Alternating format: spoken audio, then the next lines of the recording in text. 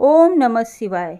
जो प्रदोष व्रत सोमवार के दिन पड़ता है, यह प्रदोष सोम प्रदोष व्रत कहलाता है। सोमवार को भगवान शिव का दिन माना जाता है, अतः इस दिन प्रदोष व्रत होने से उस दिन की महत्ता और अधिक बढ़ जाती है। सोम प्रदोष व्रत की पौराणिक व्रत कथा के अनुसार एक नगर में एक ब्राह्मणी रहती थी। उसके पति का स्वर्गवास हो गया था। उसका अब कोई भी आश्रयदाता नहीं था, इसलिए प्रातः होते ही वह अपने पुत्र के साथ भीख मांगने निकल पड़ती थी।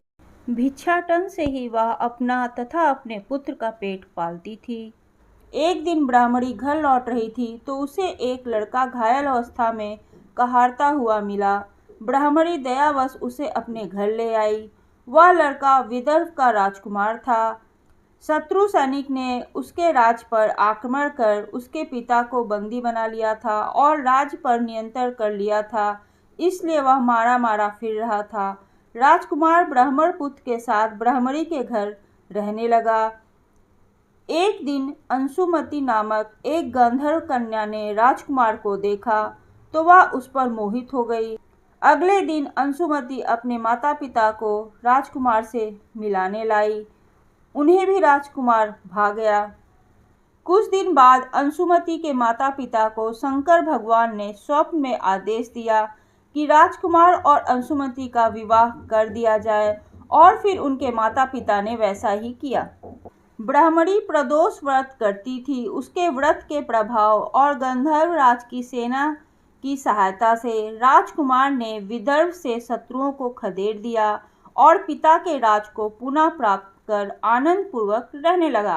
राजकुमार ने ब्राह्मण पुत्र को अपना प्रधानमंत्री बनाया। ब्राह्मणी के प्रदोष व्रत के महत्व से जैसे राजकुमार और ब्राह्मण पुत्र के दिन फिर गए, वैसे ही शंकर भगवान अपने दूसरे भक्तों के दिन भी फेरते हैं। अतः सोम प्रदोष व्रत करने वाले सभी भक्तों को यह कथा अवश्य पढ़नी अथवा सुननी चाहिए।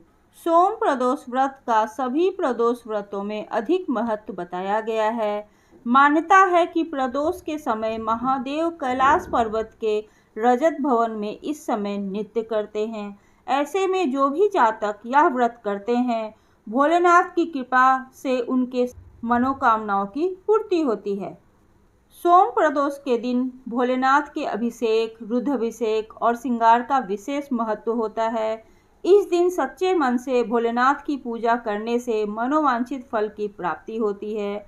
लड़का या लड़की की शादी, विवाह की अड़चनें दूर होती हैं। संतान की इच्छा रखने वाले लोगों को इस दिन महादेव का अभिषेक करना चाहिए। ऐसे लोग जिन्हें लक्ष्मी प्राप्ति और कैरियर में सफलता की कामना हो, उन्हें दूध से भोलेनाथ का अभिषेक करना चाहिए और फिर शिवलिंग पर फूलों की माला अर्पित करनी चाहिए। मान्यता है कि ऐसा करने से भोलेनाथ अत्यंत प्रसन्न होते हैं।